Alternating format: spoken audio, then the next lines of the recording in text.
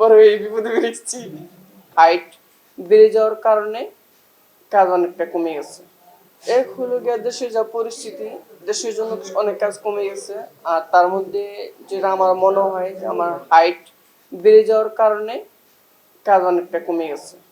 আর ইন্ডাস্ট্রিতে তো অনেক আর্টিস্টও চলে আসছে, তো এইসবে তো এরকমই বড় এই বিপদে পড়েছি।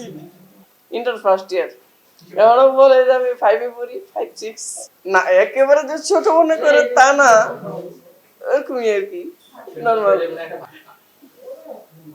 কিন্তু তারপর একটা জিনিস, যে আমার যেহেতু ভালোবাসা, ভালোবাসা কিন্তু ঠিকই আছে, ভালোবাসা কিন্তু শেষ হয় নাই। যেমন আমি যদি বাস দিয়ে আসি, মাস্ক পরে থাকি, সবাই সবাই আমাকে কিভাবে যেন চিনে ফেলে। আমি নিজেকে আমি মাস্ক পরে আয়নাতে দেখি যে আমি নিজেকে নিজে চিনতে পারি কিনা, আসলে আমি নিজের মানে চিনতে পারি না।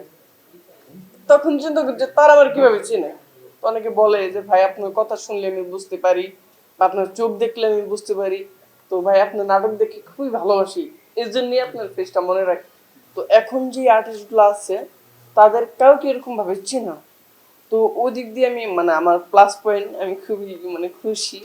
আর ধন্যবাদ জানাই আমার অমিতাভ বন্ধুকে, রাশেদ জামান বন্ধুকে, যে আমাকে মিডিয়াতে নিয়ে আসার জন্য। তো আমি সবসময় মানে চিন্তা করতাম যে সাকিব খানের মুভি দেখতাম, আমি তার বিশাল বড় ফ্যান।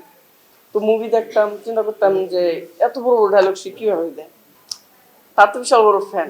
যদিও সামনাসামনি দেখছি, তার সাথে ছিল বুবলি, বুবলি আপুর সাথে ছবি তুলছি, বাট সাকিব খান ভাইয়ের সাথে ছবি তুলতে পারি নাই, এই আর কি।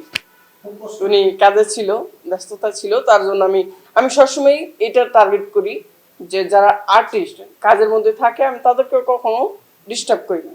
কারণ আমি নিজেও কাজ করি, তারাও কাজ করে, সেই জিনিসটা আমি ধরে রাখি আর কি।